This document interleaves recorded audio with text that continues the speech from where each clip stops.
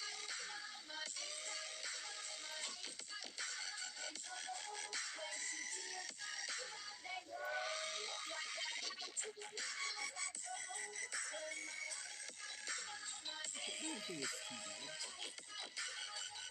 He could work on his movements more, but I could not do any better, so I think it's not that bad.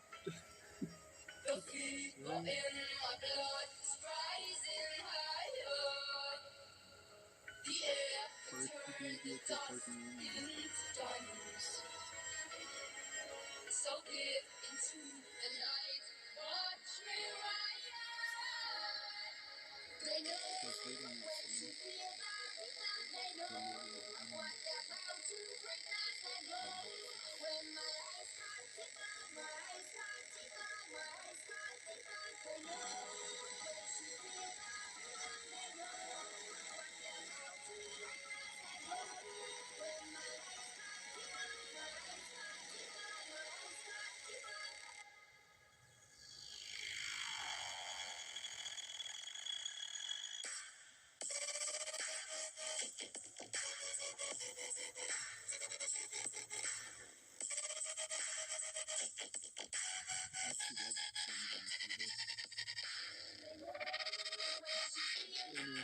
I have no idea what this is.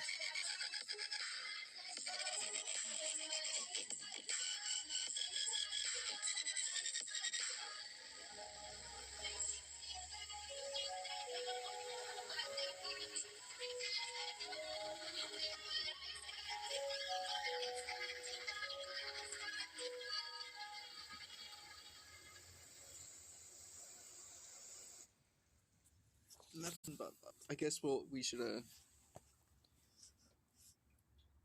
don't know what that playlist is. Head to Little Caesars and try new dippable 4-in-1 sticks for only $7.99. With 16 deliciously shareable sticks, there are 16 reasons to try. Reason 1, they have a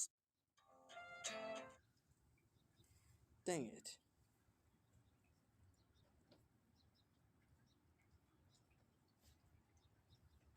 Oh, there it is. Okay.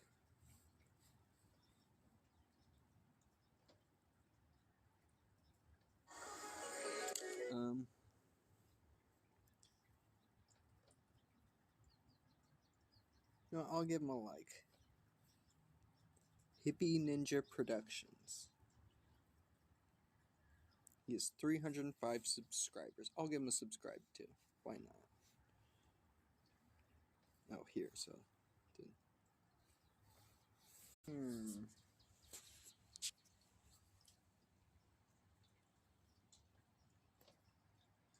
How? Oh, whoops. Okay.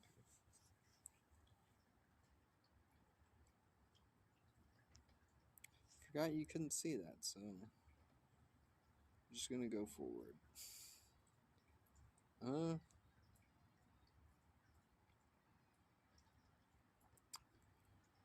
Should we? The world is a dragon.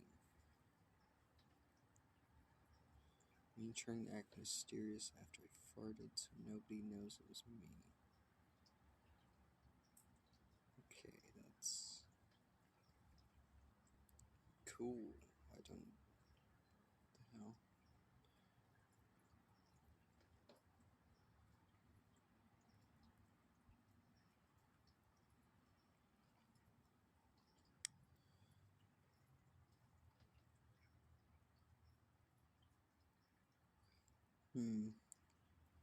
Fly me to the moon, far above the stars.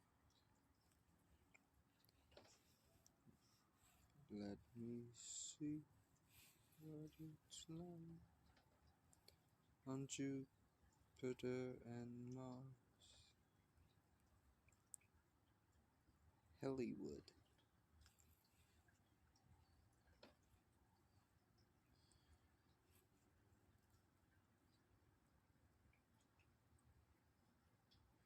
Nope. I almost watched videos if your cats sleep with you. And then it started to say something like weird, and I'm like, nope. Not today. The psychology of 90s babies.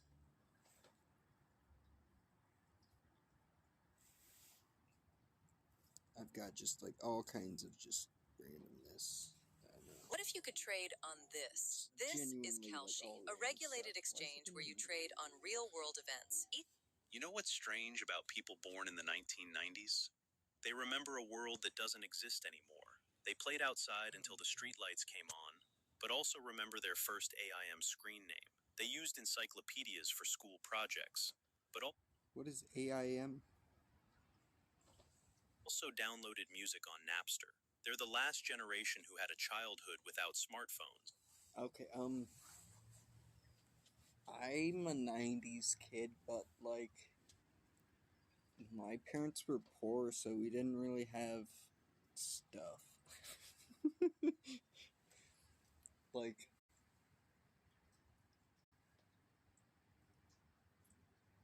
my neighbor had a PlayStation 2 like years before I did. And if I asked for stuff, it was just like, nah. Yeah.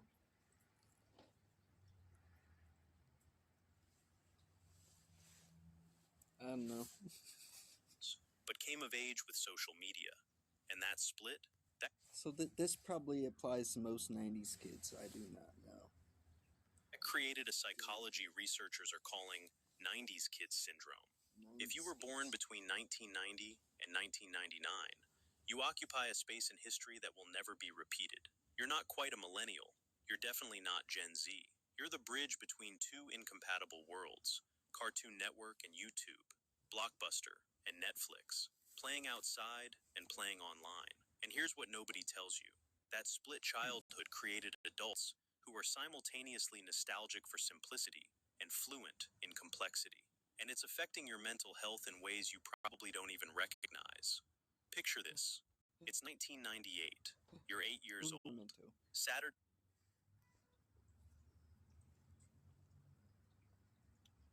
Not the audio mixer. What the hell? I want to see.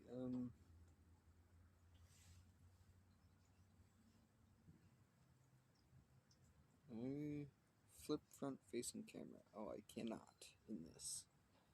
Alrighty then. You pricks.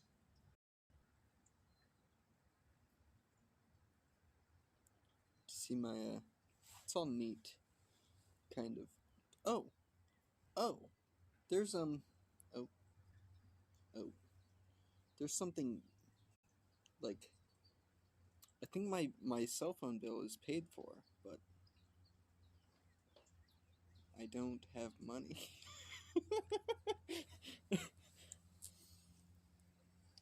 Peak Promise Protein Shake. 35 grams of protein. 24 vitamins and minerals. 1 gram of sugar.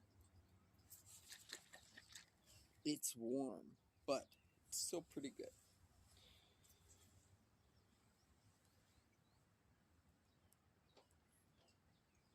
Consume within 24 hours. Yeah.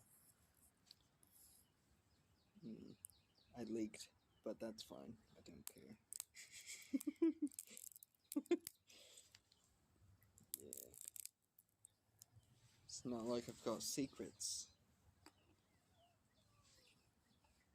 Yeah, not really. Saturday morning means waking up early for cartoons. Scooby-Doo, Rugrats, DuckTales. You pour yourself a bowl of sugary cereal and sit cross-legged on the floor in front of the TV. I've done pretty good with no sugar. I just want to say that, like, oh my gosh. I would have so much sugar every day, and it was always way too much. I came to find out. I thought it was just, like, normal, that it's, like, that it's in, like, everything, but it is in most things, like fruits and vegetables and stuff, but that's, like, all you're supposed to have. And that equals up to about, like, I don't know, like 30 something a day, or 26 or something. 36 to 48, I don't know, I forget, but I'm pretty sure I'm doing way better though, so there is that. And, like, it actually helps your skin and stuff. And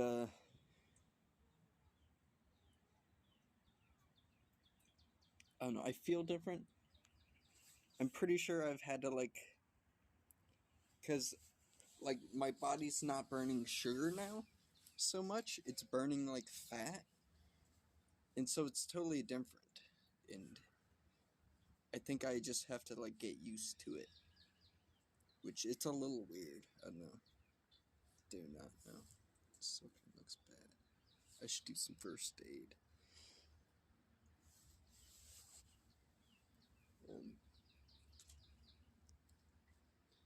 But yeah. Like, I can't even buy sugar stuff now. Like, it just... I don't know. It's hard to explain. But I kind of do feel better. It's, my diet still is not that good, though, but I think it's better. It can be a lot better, but it's not so bad. Alright, let's go. No tablets, no streaming services, no on-demand anything. If you missed it, you missed it. And somehow, that made it matter more. After cartoons, you head outside. Not because your parents told you to, because that's what kids did. You played hide and seek until dusk. You climbed trees. You rode bikes through the neighborhood without helmets or supervision. Scraped knees and muddy clothes weren't emergencies. They were badges of honor, proving you'd actually lived that day. According to research on 90s childhood, kids spent an average of 3 to 4 hours outside daily. Today, less than 30 minutes. A 2023 WHO study found that over 80% of today's adolescents don't meet recommended physical activity levels. But you were the last generation that experienced unstructured outdoor play as the default, not the exception. You didn't need fancy toys. A stick became a sword. An empty lot became a battlefield. Your backyard transformed into whatever your imagination needed it to be. And because you couldn't Google what to do when bored, you developed something rare. Creativity born from emptiness. The ability to generate fun from nothing. But here's where it gets complicated. You didn't just grow up analog. You lived through the transition. You remember VHS tapes and rewinding them before returning to Blockbuster. But you also remember when DVDs felt like magic. You used dial-up internet where a single web page took 5 minutes to load. But by high school, you had broadband. You typed school papers on actual typewriters in elementary school. By middle school, you were using Word documents. According to researchers, 90s babies experienced a unique blend of traditional education and the beginning of tech-based learning. You spent hours.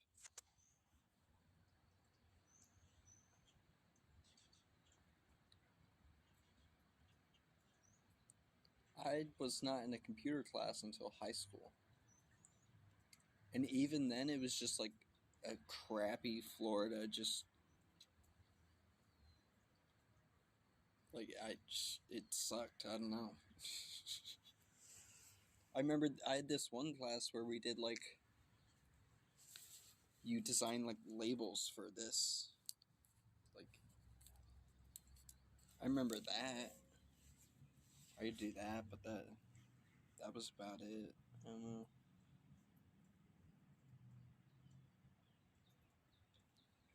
The kids who did the news in the morning in middle school, that shit was cool. I wanted to do that, but I, too many people. I don't know. Something on my nose? I don't know. Yeah, that would have been cool. That was the first time I ever seen the whitest kids you know. In school, they put it on the news. It was the Abraham Lincoln one where he gets hammered in the ass so much that he dies from being hammered in the ass. Which is totally stupid and doesn't make any sense, but oh, Hamlet, Hamlet, Hamlet, Hamlet. The whitest kids are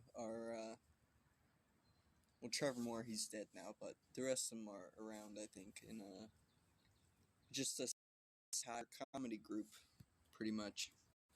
This screen locks, I guess. Ugh.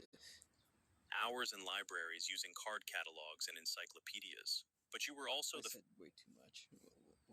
broadband. You typed school papers on actual typewriters in elementary school. By middle school, you were using Word documents. According to researchers, 90s babies experienced a unique blend of traditional education and the beginning of tech-based learning. You spent hours in libraries using card catalogs and encyclopedias, but you were also the first generation to use computers in school regularly. If you think your child may have autism, early action matters. Action Behavior Centers You're bilingual in a way no generation before or after will ever be. Analog native, digital fluent. And social media? You remember life before it. You had actual privacy. When you did something embarrassing, only the people there knew about it. No phones filming, no viral videos, no permanent digital record of your worst moments. One 90s baby put it perfectly. We all talked crazy amounts of shit about each other and did shockingly inappropriate things, but we never had to worry about it ending up where everyone could see it. You got to figure out who you were in private. That's a luxury that will never exist again. But then MySpace launched when you were a teenager. Facebook opened to everyone when you were in high school or college. Instagram appeared as you entered adulthood. You learned to curate yourself, to perform your life for an audience, to seek validation through likes and comments. And that shift, it split your psychology in half. Here's what researchers noticed. 90s babies experience unusually intense nostalgia. They call it 90s kids syndrome. And it's not just sentimentality, it's neurological. According to studies on psychological essentialism, People tend to believe their personal experiences are more authentic than others. And 90s babies? They lived through a fundamental shift. They witnessed the death of one world and the birth of another. So when they look back, they're not just remembering their childhood. They're mourning an entire way of life that disappeared. The rosy retrospection bias explains why you idealize the past. Your brain filters out the mundane and distressing parts and preserves the emotional highs. It's not that the 90s were perfect. You just remember them that way. Because what you're actually missing isn't the decade, it's the feeling. Being fully present without constant comparison. Living without performing. Existing without documenting. One researcher described 90s kids perfectly. They are the living testimony endorsing the fall of antiquity and the rise of modernity. You're the only generation that can compare both worlds accurately. You know what was gained. You also know what was lost. Here's the part that's harder to talk about. A study from the University of California, analyzing over 27,500 adults, found something devastating. People born in the 90s have worse mental health than any previous generation. Depression, anxiety, and other mental disorders are significantly higher among 90s babies How wonderful. compared to those born in the 80s. And these disorders get progressively worse with age. The researchers concluded that technology and social media use are primary factors. But it's more than that. You were raised with one set of values. Emotions and sentiments controlled us, as one researcher put it. Then, forced to adapt to a world where devices dominate everything. You learn that friendships were built through shared experiences. Then you watch social media turn connection into performance. You developed self-worth through actual accomplishments. Then you entered a world where value is measured in followers and likes. That cognitive dissonance creates psychological strain. You're not depressed because you're weak. You're exhausted because you're living in two incompatible realities simultaneously. But here's what 90s babies have that other generations don't. Perspective. You know what life was like without constant connectivity, so you can put your phone down at dinner. Take tech-free vacations, sleep without checking devices, because you remember what presence actually feels like. You value authenticity over performance, because you developed identity before audiences existed. You understand patience because you waited for things, for songs to download, for photos to develop, for your favorite show to air at its scheduled time. You learned delayed gratification wasn't just acceptable, it was normal. You have what researchers call a balanced childhood that straddled the line between analog and digital worlds. You climbed trees and coded websites. You played tag and played video games. You read books and browsed the early internet. That balance is rare and it's valuable. Today, 90s babies are in their mid-20s to mid-30s. You're contributing to society in significant ways. You bring traditional values and technological fluency. You translate between generations at work. You bridge your boomer parents and your Gen Alpha kids. You're the mediators, the explainers, the ones who remember both before and after. Here's what nobody tells you about being a 90s baby. You'll spend your life caught between nostalgia and adaptation. You'll watch younger generations grow up completely digital and feel both envious and relieved they'll never know what they're missing. You'll hear older generations romanticize the good old days and think, I actually remember those days. They weren't that simple. You're not better than other generations. You're different, shaped by timing. By being born at the exact moment when the old world was ending and the new one was beginning. You carry both. You belong fully to neither. And maybe that's not weakness.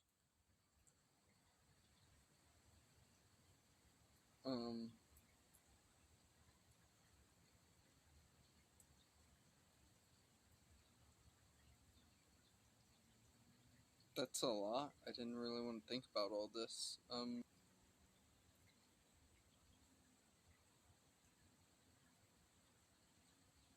Is he right? I don't know. Is he wrong? I don't think so, but I'm not gonna worry about it too much. Maybe that's wisdom. You see what younger generations lost. You understand what older generations can't grasp. You hold both truths without needing to pick a side. The world changed while you were growing up, and instead of breaking you, it made you adaptable, resilient, aware. You're not confused about who you are. You're just the only generation that remembers both worlds clearly enough to compare them honestly. If this felt personal, if you've been carrying this nostalgia and didn't know why, You're not alone. This channel explores the psychology of people caught between worlds. Subscribe to understand the patterns shaping who you are. And if you're a 90s baby, drop your birth year in the comments. Let's see how many of us are out here, quietly bridging two worlds nobody else remembers existed simultaneously. Because you're not nostalgic for the 90s. You're nostalgic for the feeling of being fully present. And maybe, just maybe, you can find that feeling again. I like making my You can podcast. tell them I if you're a don't like 90s baby. Just making don't drop short your clips exact of my year of birth. podcast. So the AI chooses.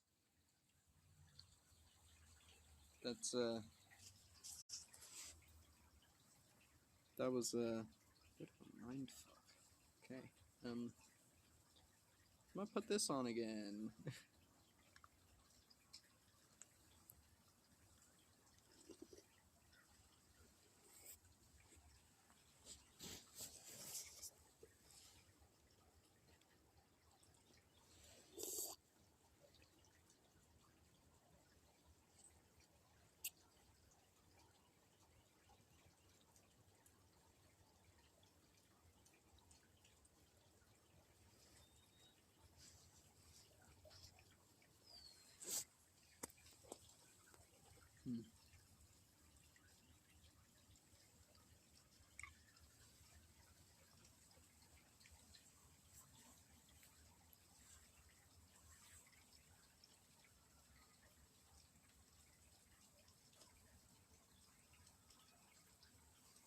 That's, crazy.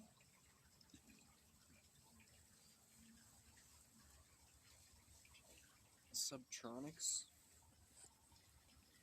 I don't know why I keep seeing that. I'm not really sure who that is. Mr. Beast on cracking the attention economy.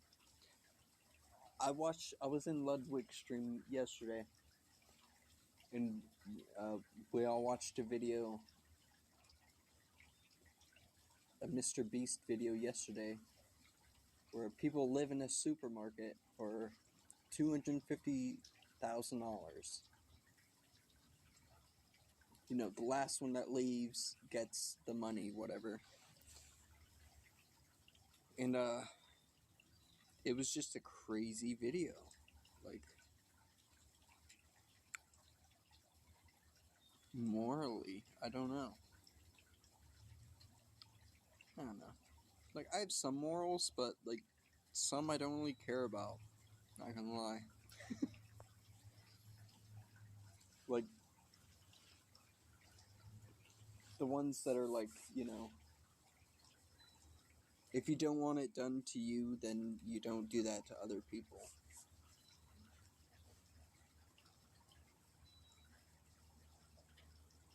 That's, like, how I do it. I don't know.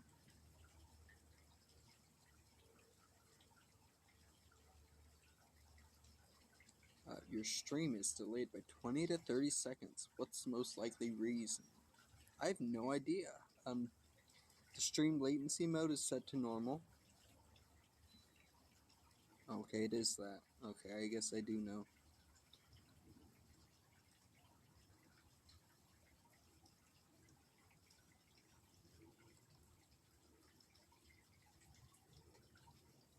Oh. Dude, David got arrested. Oh. What, I think Michael Reeves in Charlie, Penguin Z0. They're like, it's like I used to watch Charlie after I would get off work from Waffle House, and I would watch him on like Facebook and shit.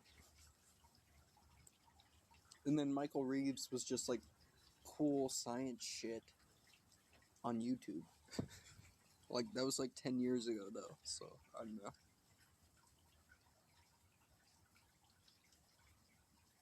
Did I see other people? I have no idea.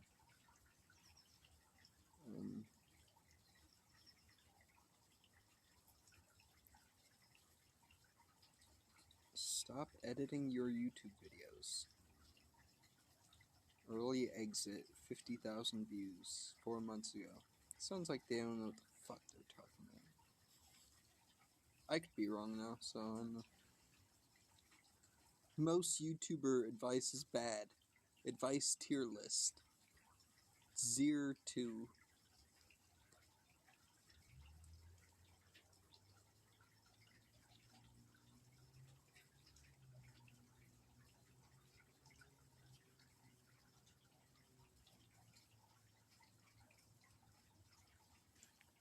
Why not? Welcome to Everweave, an app that lets you play D&D with AI as your dungeon master. I've been doing YouTube for nearly a decade now.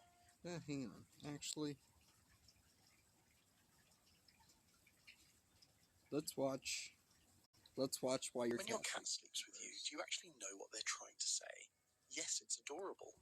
But behind that closeness, there's something deeper that most people miss. It's one of the most emotionally loaded things your cat can do. And if you misunderstand it, which most owners do, you could be missing messages they've been trying to send for years. Let's start with what that nightly ritual really means. 1. It was never about staying warm. So why does your cat actually sleep with you? Most people assume it's simple. Cats get cold, you're warm, end of story. But here's the thing. Cats are incredibly resourceful when it comes to finding heat. Sunny spots, laptops, radiators, laundry fresh from the dryer. If warmth was all they want... Oh, hold up. Okay.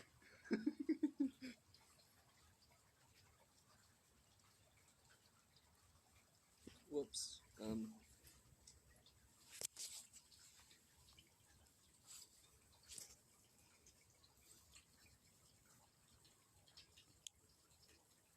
Alright, is that it? Alright. When your cat sleeps with you, do you actually know what they're trying to say? Yes, it's adorable. But behind that closeness, there's something deeper that most people miss. It's one of the most emotionally loaded things your cat can do. And if you misunderstand it, which most owners do, you could be missing messages they've been trying to send for years. Let's start with what that nightly ritual really means. So that's the cliffhanger. That was a good hook. That's a decent hook. Especially if you own a cat. Like, that's a good hook. That's decent. That's decent. Like, don't you want to know? Don't you want to kind of not want to know? 1. It was never about staying warm. So why does your cat actually sleep with you? Most people assume it's simple. Cats get cold, you're warm, end of story. But here's the thing. Cats are incredibly resourceful when it comes to finding heat. Sunny spots, laptops, radiators, laundry fresh from the dryer. If warmth was all they wanted, they have options. So why do they keep choosing you? Because sleep is when a cat is at their most defenseless. Every instinct they have screams at them to find somewhere hidden, somewhere safe, somewhere no predator could reach. And instead, they walk past every quiet corner in your home and climb into bed with a human 15 times their size. That's not about temperature. That's trust on a level most owners never fully realize. A study in animal cognition found that cats form attachment styles with their owners similar to how infants bond with caregivers. When your cat chooses to sleep beside you, they're telling you something they can't say out loud. You make me feel safe enough to let my guard down completely. And by the way... Aww. That's a lot more wholesome than I thought. But there's still 7 minutes left, so maybe there's a twist. If your cat ever suddenly stops sleeping with you, don't brush it off. We'll get into what that really means at the end, and it's something most owners wish they'd understood sooner. 2. They're blending their scent into yours. Have you ever noticed your cat pressing their head or body against you right before they settle into sleep? That's not random cuddling, it's chemistry. Cats have scent glands along their cheeks, forehead, and the base of their tail. When they rub against you, they're leaving invisible markers behind. But here's what most people don't realize. When your cat sleeps pressed against you, they're not just marking you, they're blending your scent with theirs. In the wild, cats who belong to the same colony share a communal scent. It's how they recognize... This is actually crazy.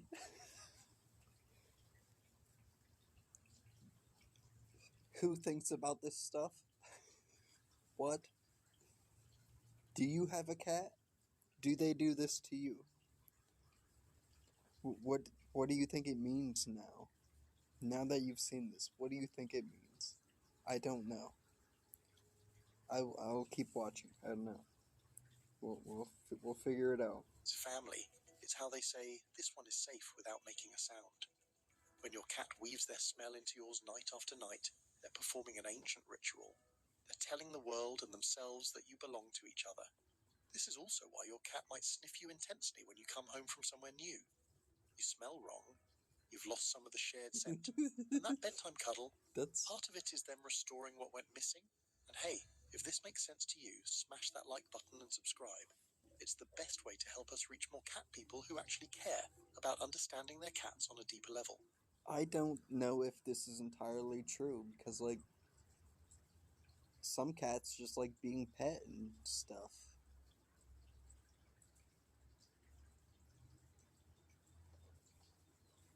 But then I've had some cats sleep on top of me. I don't know. 3. They think they're your bodyguard. Ever wonder why your cat insists on sleeping in a specific spot? Maybe it's right by your head. Maybe it's near your feet. Maybe it's pressed against your back. That placement isn't random. It's strategic. Here's something that might surprise you.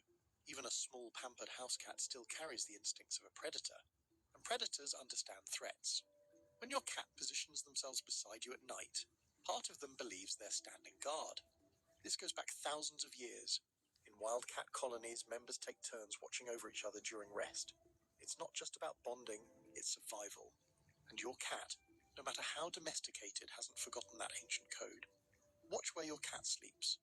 If they position themselves facing the door, they're watching the entry point. If they sleep near your head, they're protecting your most vulnerable area. They know they're small, they don't care.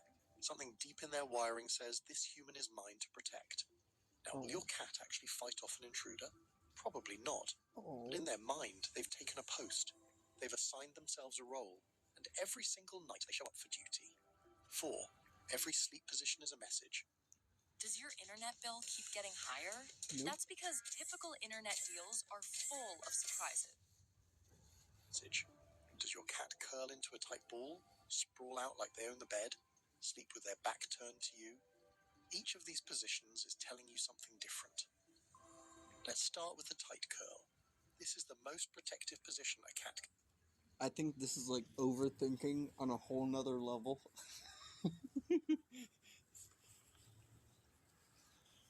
I think most of it is not that deep, but there might be some truth to it. So, I guess it's worth a watch. Take. It shields their belly, tucks their paws, and keeps all vital organs hidden. If your cat always sleeps like this, they might feel safe enough to be near you, but not quite safe enough to fully let go. It's trust with a layer of caution. Now the full sprawl, legs stretched out, belly exposed, maybe even upside down.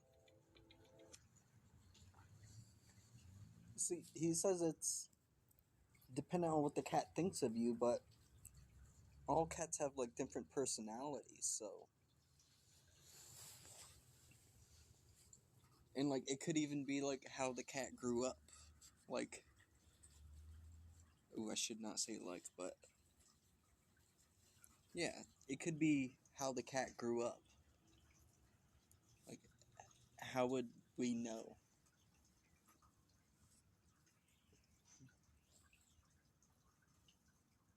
I guess not take it for a literal meaning, but take it with like a grain of salt.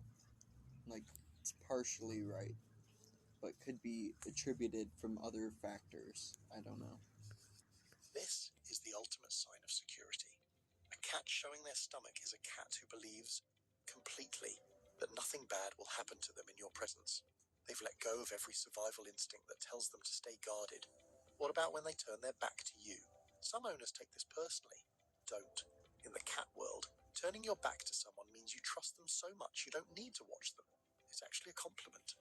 And then there's the full contact press. When your cat sleeps pushed right up against you, sometimes wedged into impossible spaces, that's the strongest statement of all. They want zero distance between you. I turned off my camera. Shoot. Frick.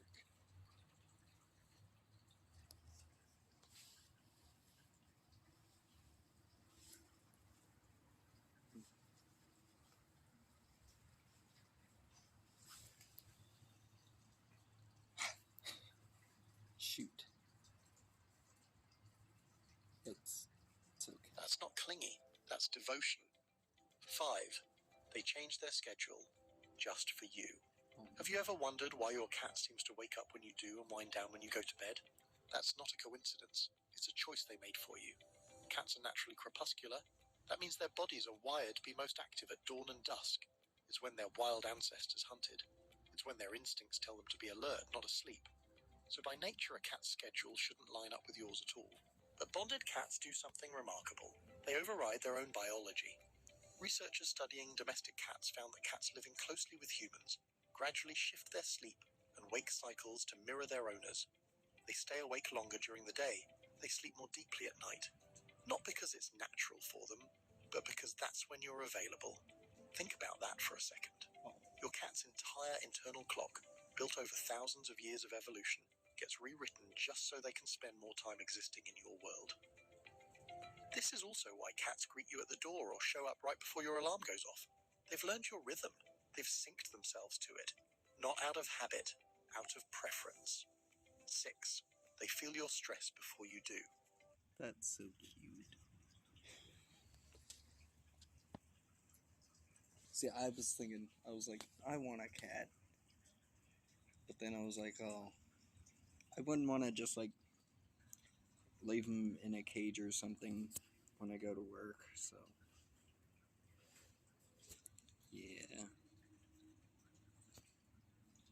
Ever had a rough day and noticed your cat suddenly won't leave your side? That's not a coincidence. They knew something was wrong before you even said a word. Cats are incredibly tuned into the people they're bonded with, and science is starting to prove what cat owners have felt for years. Your cat can read you better than you think. Studies show that cats can detect subtle changes in human behavior, body language, and even scent. When you're stressed, your body releases cortisol. Your movements shift. I think what you're sent is a lot of like your environment. So like if you don't have like a steady, like regular environment, like let's say you keep opening your windows and it makes it very humid in your house, it's eventually gonna like, it'll probably make like mold or something, and then it's gonna like smell weird in your house, and like it'll just infect the whole thing. I don't know. But then you can clean it. And then you could like over clean it, I guess, and then you have like weird just chemical smell, or just like really clean. I don't know. And there's like good smelling soaps and stuff. Whoops. Whoops. So I don't know. I don't know what my point is there. Studies show that cats can detect subtle changes in human behavior, body language, and even scent. When you're stressed, your body releases cortisol. Your movements shift. Your breathing changes. Your cat picks up on all of it. They don't know why you're upset, but they know something's off. This is why some cats become extra affectionate when their owner is sick, anxious, or grieving. They're not just being sweet. They're responding to real signals you're... Why do cats like bite you though? I still don't totally understand that. I think like they want attention, or maybe they're just a fat cat. giving off without realizing it. And here's where it gets even deeper. Sleeping beside you gives them a front row seat to your emotional state, your heart rate, your restlessness, your breathing patterns. Night after night, they're gathering information. They're learning what your baseline feels like, and when something shifts, they notice. 7. When they suddenly stop, listen closely. What does it mean when a cat who always slept with you suddenly stops? This is what I mentioned earlier, and it's something every cat owner needs to understand. What if your cat just like never sleeps with you though? What does that mean? Maybe it doesn't mean anything. I don't know. Or maybe you just like toss and turn too much at night, and they're like, "Yeah, fuck that." I don't know. No idea. I'm sure. Like, I wouldn't overthink it and think like, like there's a problem or like you're a problem or something, I would just think like they're all different. So I don't know. I don't know what to think. If your cat has been sleeping beside you for months or even years, and that suddenly changes, don't ignore it. Cats are creatures of habit.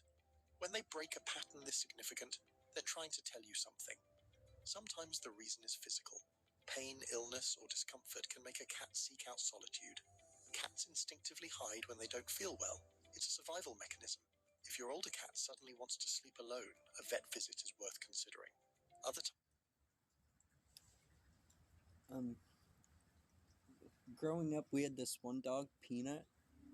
I talked about her last time or something. She was a husky mixed with a Samoyed. So she had the curly tail, but like she looked like a husky dog. Husky dog? I don't know. But she would always be there at the bus stop when we would get off school.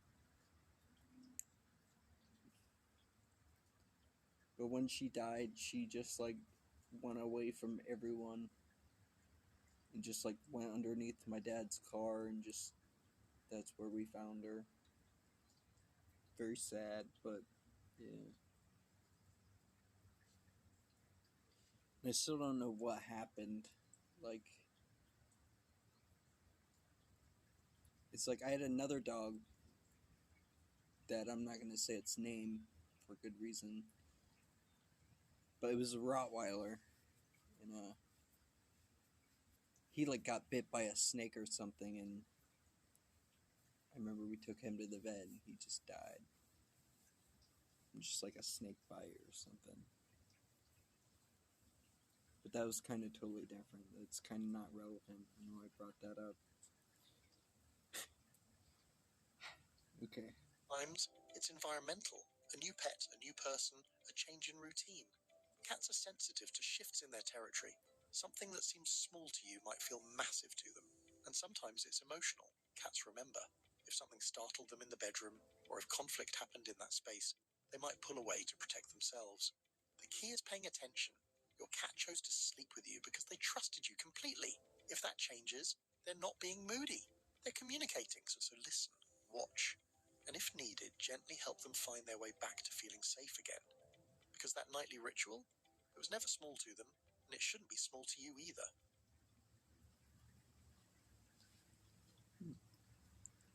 I don't know if you can attribute that to like your actions or what.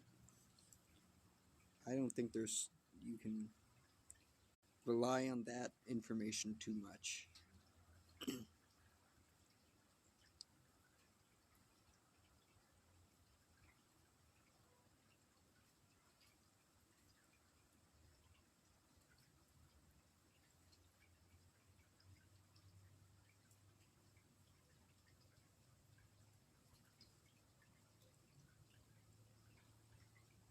Uh,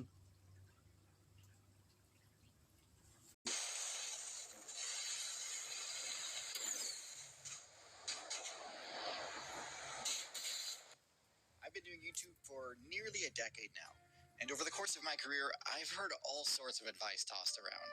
Some of this advice dramatically reshaped the way I thought about the YouTube algorithm, but some of it, looking back, was just complete nonsense. And what better way to structure a video with a list of bad, mid, and good things than a tier list? Let's get into it. We're going to start things off with F tier. And this tier is for the truly terrible advice. Advice so bad that following it will hurt your channel. And there's not going to be too many things in this tier. Most advice is at least applicable in some niche cases, or at least is at the very worst just a waste of time. But the stuff in this tier is worse than that. It will mess with your analytics. It will de-rank your videos in the algorithm. Don't follow the advice here. But to start us off, we have you should delete bad, old, or underperforming videos. So this is disastrously bad advice, but to fully explain why, let me give you a quick rundown on how the YouTube algorithm works. This will, of course, It is raining more.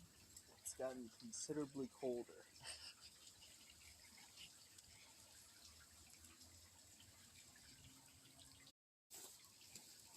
Just give me a second. These headphones, bomb. Just my favorite headphones ever. That one's a little dirty, but yeah. Just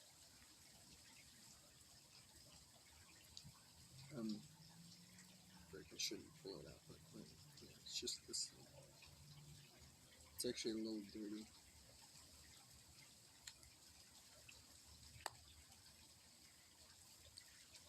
I hope it didn't switch mic. Fuck, I have to check now. Built-in microphone. We're good. Okay. Continue. be massively simplified. But to be honest, the core concept is really not all that complicated. The YouTube algorithm works by comparing viewers' watch histories and looking for patterns. So the most basic pattern would be something like this. Viewer 1 gets on YouTube and gets shown a random selection of videos on their homepage. They watch videos B, D, and G. Viewer 2 gets on YouTube and watches videos B, D, and G. Viewer 3 gets on and watches videos B and D, and then logs off for the night. YouTube is going to put video G. You see, this is correct, but like me, I used to get like very into a game. It's like once upon a time there was Ark Survival Evolved. So I was shown a lot of content from creators that made a lot of that. But I didn't really like the other content they made because it wasn't about the game. It was, stuff that they wanted to do. So it was heavily dependent on what I was into at that particular point in time. And I don't know how you could affect that. You could just capitalize on it. You can't really affect it. Unless you had like a fun, badass, cool game. Also, I don't know. I just had to add that in. That's, yeah. And like KSP, like Matt Lown, he does Kerbal Space Program videos. But then he also does like Planet Coaster and Roller Coaster Tycoon shit. I don't know. So like he had two separate audiences, but I still love his KSP videos. I'll probably always watch them. Like they I don't know. I haven't watched him lately, but he still makes good videos. And Scott Manley, he makes KSP videos too, but then he also does like more mainstream, broad news content. So mostly around space shit, but same thing. I don't know. Onto viewer 3's recommendations front and center the next time they log on, because it noticed the pattern that people. I actually like. What here? I might as well just name off a bunch of them. Like, what? There's Shadow Zone. Matt Lown, Scott Manley, Shadow Zone.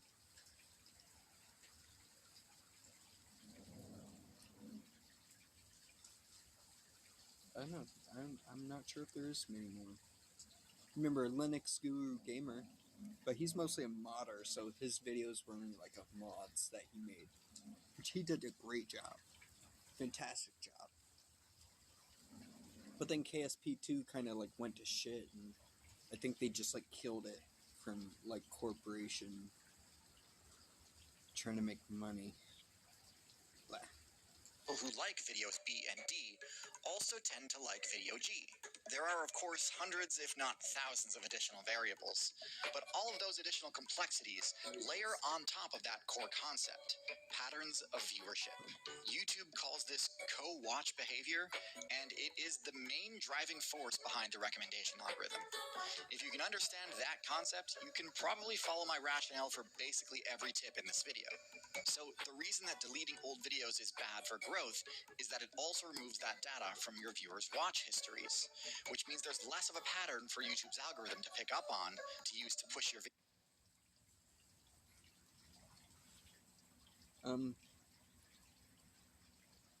Unless like your content that you make now is like very different from your old content.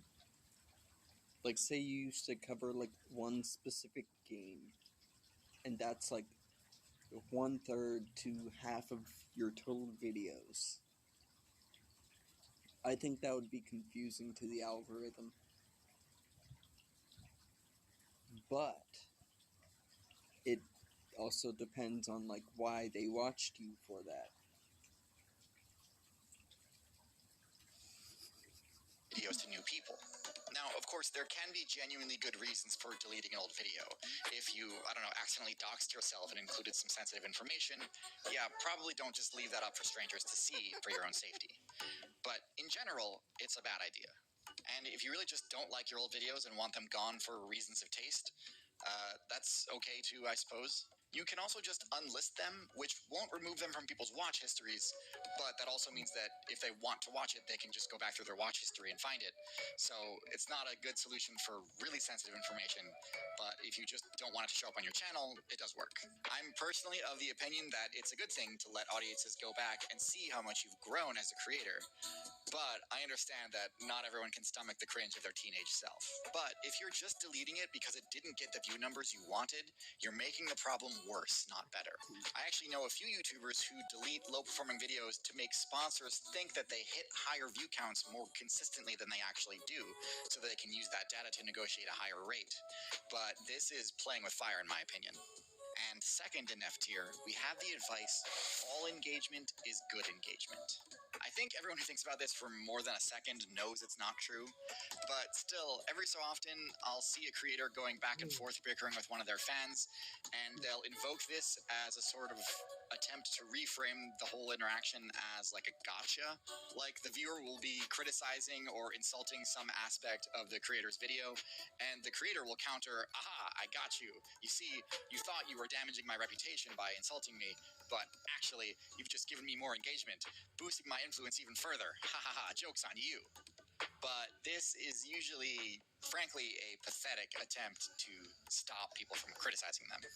But still, there are some people who earnestly believe this. I've even heard of a few creators who will include one or two spelling mistakes on purpose in order to generate more engagement in the form of comments that are correcting them, thinking that that is helping their recommendations reach more people.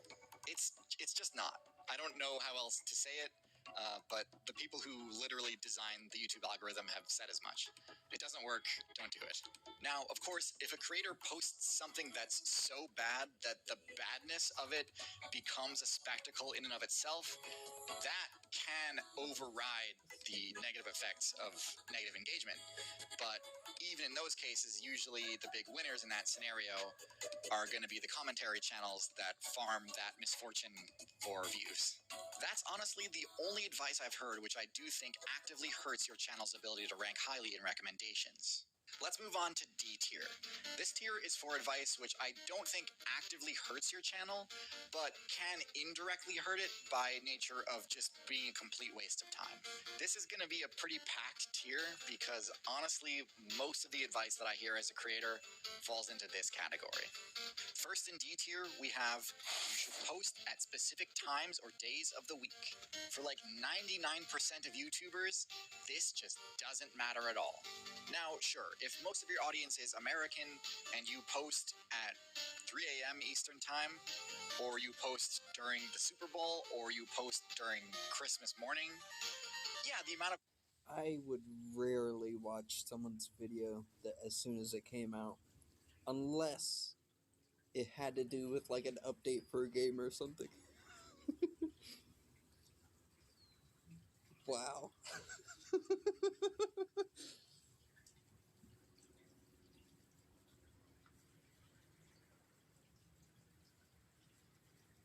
Yeah.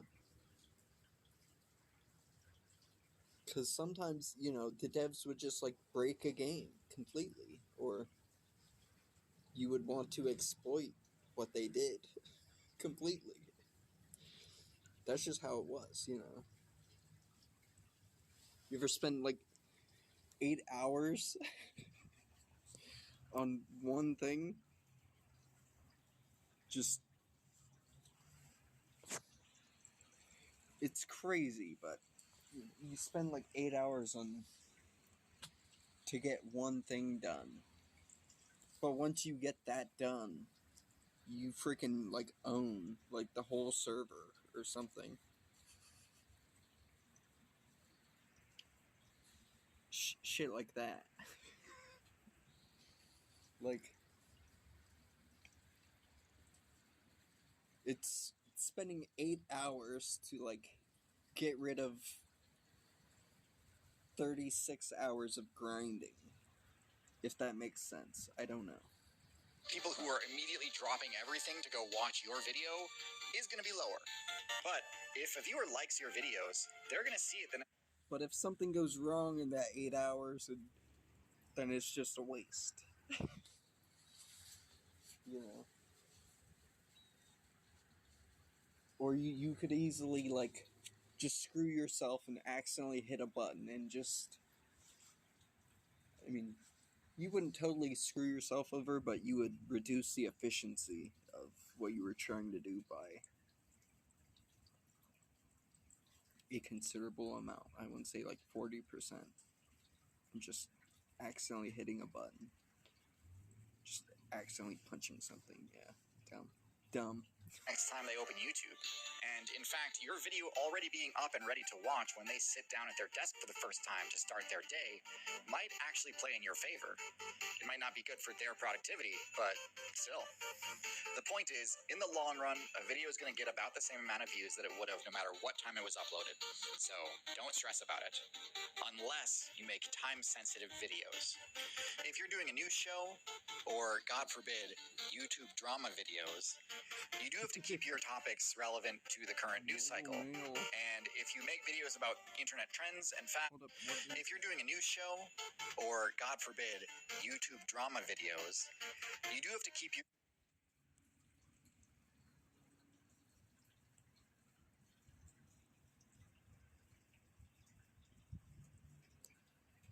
topics relevant to the current news cycle. And if you make videos about internet trends, Lessons in meme culture. and fads, or new releases in gaming and film, you don't want to miss the boat on those.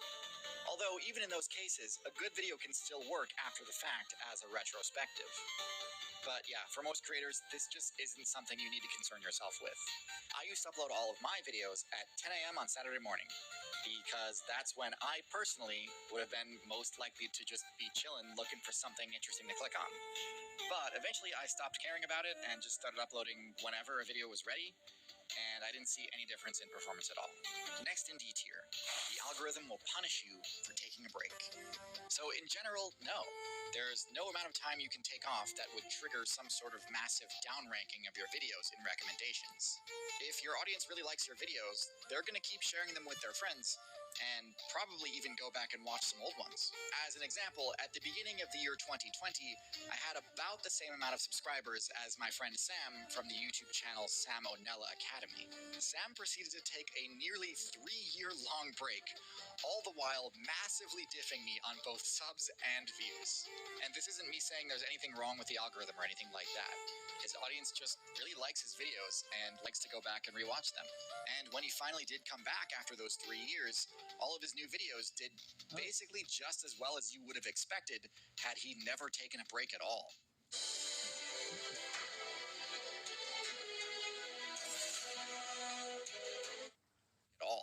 Bill Wirtz made what I think could be reasonably described as the greatest educational YouTube video of all time. And even though he hasn't posted in years, his channel still pulls plenty of views. If he ever posted another history of blank, I think the internet would go bananas.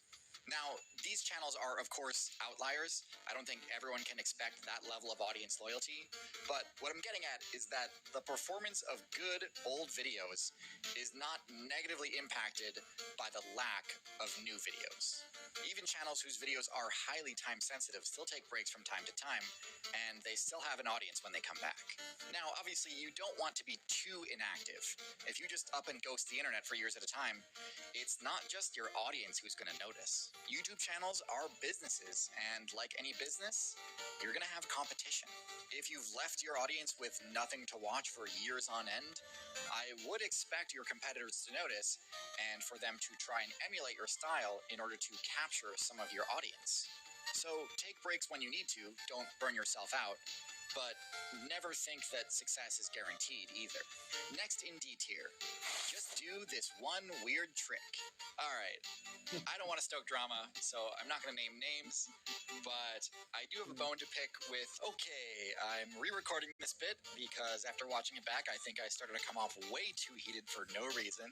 Basically, what I want to communicate is that there's a lot of videos out there that can really just get you barking up the wrong tree if you're not careful, by convincing you that there's a lot of subtle tweaking that you can do to your video's metadata, things like the video tags and the file names and like things you can do with the YouTube Studio Editor that would allegedly massively boost your odds of going viral.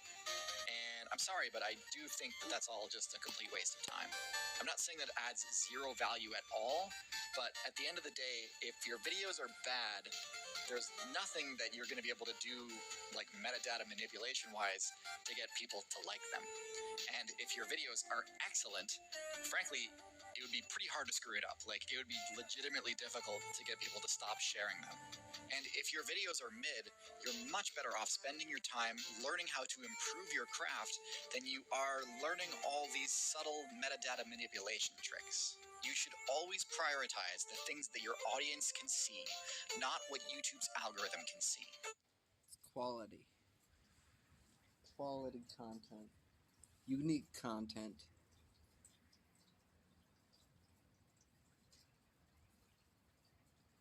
It's getting harder and harder. Still doable. Next in D tier, one bad upload can kill your channel. Thankfully, probably not. Again, flip it around. How many times have you, as a viewer, completely written off all of a creator's future work based on one bad video? Probably not too many times. Although, if you've been around long enough, maybe you can think of one or two. But no, what actually kills... It's usually like based on their character. Or like, if they're a shitty person, then I'm like, fuck this guy. Yeah. Channels is a string of uninteresting videos.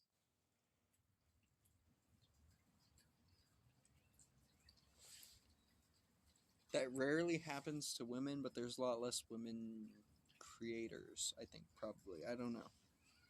That leads to their audience just not being as excited about their stuff anymore. But yeah, don't stress about singular flops. It's way too much pressure to put on yourself, and literally every YouTuber uploads a stinker every once in a while. And last in D tier, monetization will hurt your YouTube channel. It's crazy. I know a handful of creators who just agonized over the decision to either monetize their videos or do sponsors. They thought their audience would crucify them if they did it, but Patreon wasn't quite making ends meet for them, and so eventually they felt like they had no other choice. And then when they flipped the switch, they got literally zero negative comments about it. And the same is true for sponsors. In fact, oftentimes I see the exact opposite happen, where they'll suddenly get a lot of comments along the lines of like, yo, our boy finally made it, hype. It's an understood milestone in a creator's career, and I think most audiences understand that. I've even heard of creators faking sponsorships because they feel like it gives them more legitimacy to have them than to not. I wouldn't do that. Faking sponsors is also D-tier advice, but so is completely writing them off as selling out. That's it for D-tier. All the rest of the stuff on this list is at least somewhat applicable and definitely won't hurt your channel. In C tier, we have advice that is potentially useful, but isn't universally applicable. And first in C tier, this is going to be a controversial one. Collabs are a good way to grow your channel. This one's interesting because YouTube Creator Studio actually tells you that this is a good idea. I did a ton of collabs in the early and first in C tier. This is going to be a controversial one. Collabs are a good way to grow your channel. This one's interesting because YouTube Creator Studio actually tells you that this is a good idea.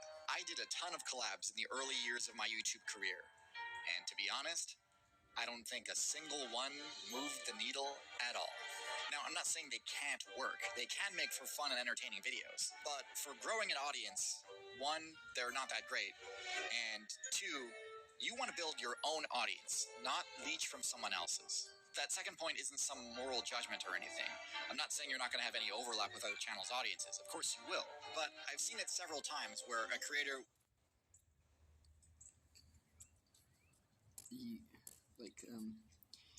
You don't want to take from the group. You want to take from outside the group. Make the group bigger. will do a collaboration, and it'll do well,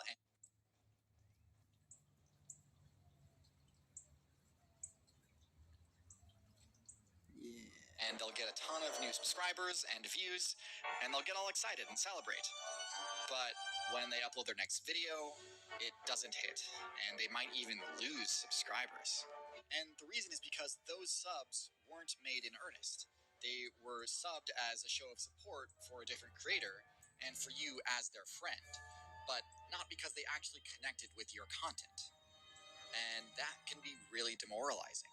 You may have noticed that collabs in general are just not all that common these days on YouTube. And I think this is the reason. They're just not all that effective in the long run. Now, there are other creators who I think do it well, but I think the reason they make it work is that they do cameos or games where it makes sense to involve other creators. My friend Magic the Noah does this amazingly well with his game shows. But even then, after being in multiple videos, I don't think I've ever noticed a spike in subscribers or views. So do the collabs that make sense, but definitely don't force it, and especially don't chase down other YouTubers asking to collab, because it's not even worth it. Next in C tier, censor your speech using euphemistic slang. Look, I'll be honest, I really wanted to put this one in F tier. I find it immensely disrespectful when people use such corny language to discuss serious topics. But I will admit that this is a matter of personal opinion, and that at this point, clearly that type of thing has become pretty firmly ingrained in the online vernacular. I watched a pretty interesting series of videos by a channel called Etymology Nerd, who makes a pretty good case that these words do serve a social function beyond just dodging a platform's censor bots. I don't know, I'm not an ethics philosopher, so I will leave it up to y'all to decide what is and is not appropriate for serious online discussions. But what I do know is that these supposed censor bots do not exist. There are no guidelines saying that you cannot use terms like kill, sex.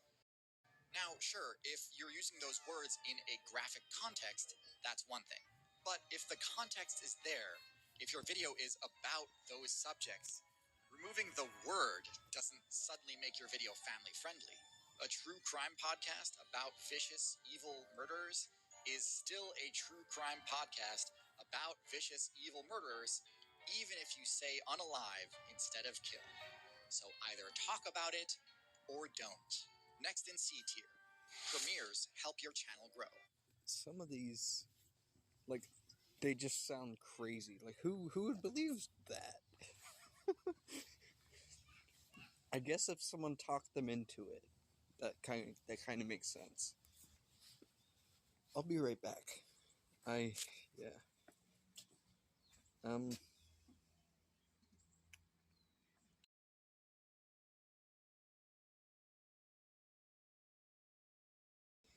Yes, I will be right back. I really have to pee. Late.